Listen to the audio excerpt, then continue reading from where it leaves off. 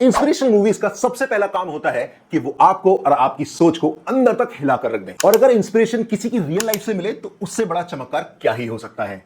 यूं तो इंडिया में हर साल 2500 से भी ज्यादा फिल्में बनाई और रिलीज की जाती हैं, लेकिन कुछ मुट्ठी भर फिल्में ही होती हैं जो हमेशा के लिए अपनी छाप छोड़कर जाती हैं। ऐसी फिल्मों को बायोपिक्स कहा जाता है। बायोपिक्स इंडिया में तब से मशहूर होना शुरू हुई जब फरहान अख्तर स्टारर भाग मिल्खा भाग ने हमें 1000% मोटिवेट किया था। मुझे लगता है कि ये मूवी स्पोर्ट्स बायोपिक जॉनरा में एक बेंचमार्क सेट करके गई थी और आज मुझे इस बात की बहुत खुशी है कि भाग मिल्खा भाग जैसी एक और स्पोर्ट्स बायोपिक सामने आई है, जिसके बारे में हम बात करेंगे। मगर उससे पहले मैं आपसे एक सवाल करना चाहता हूं। क्या आज 2024 में कोई ऐसा है जो अपने काम के फल के लिए अगले 50 साल तक इंतजार कर सके? अगर आपका जवाब हाँ है तो कमेंट करके जरूर बताइएगा कि आखिर वो काम क्या है। तो चलिए शुरू करते हैं उसका डिस्कशन, जिसके बारे में डिस्कस करने के लिए खुद भारत सरकार को 50 साल लग गए। जी हाँ, हम बात कर रहे हैं मुरलीकांत पेडकर पर आधारित फिल्म चंदू चैंपियन की। कार्तिक आर्यन स्टारर और कबीर खान डायरेक्टेड चंदू चैंपियन एक ऐसी सोई हुई कहानी को जगाती है जिसको ना जानना किसी कलंक से कम नहीं। अब ये कलंक क्यों है, इसको सबसे पहले जानते हैं। मुरलीकांत पेडकर भारत के सबसे पहले पैरालंपिक गोल्ड मेडलिस्ट हैं,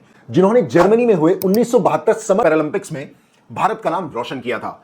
लेकिन उन्हें 50 साल लग गए भारत सरकार को यह बताने में कि हां, मैं ही हूं वो जो भारत का नाम 1972 में रोशन कर चुका था, अपने दोनों पैर गंवाने के बाद भी। अब आप बताइए, क्या यह किसी कलंक से कम है कि जिसने बचपन से सिर्फ एक ही सपना देखा हो कि मुझे भारत का नाम रोशन करना है, मगर वही देश अपने नागरिक की उपलब्धियों को भूल जाए। हालांकि यह कलंक 2018 में मिट गया जब भारत सरकार ने मुरलीकांत पेडकर को पद्मश्री से नवाजा। चंदू चैंपियन एक ऐसी ही फिल्म है जिसे देखने के बाद आपको अपने देश पर एक बार फिर विश्वास हो जाएगा। फिल्म में कार्तिक आर्यन मुरली जी का किरदार इतने अच्छे से निभाते हैं कि आपको एक पल के लिए भी नहीं लगेगा कि आप मुरली जी को कभी जानते ही नहीं थे। और उनका साथ अगर किसी ने बखूबी निभाया है तो वो है विजय राज। विजय साहब इतनी अच्छी एक्टिंग करते हैं कि मुझे सच में ऐसा लगता है कि इनकी एक्टिंग को एक्टिंग स्कूल्स में एज अ सेपरेट सब्जेक्ट पढ़ाना चाहिए। इस फिल्म में सबसे अच्छी बात यह है कि कास्टिंग एकदम सटीक की गई है, चाहे वो श्रेयस तलपड़े का एक पुलिस वाले का रोल हो या राजपाल यादव का एक वार्ड बॉय का रोल। कहानी जितनी इजी है उतनी ही मोटिवेटिंग भी। लेकिन इससे भी बड़ी बात यह है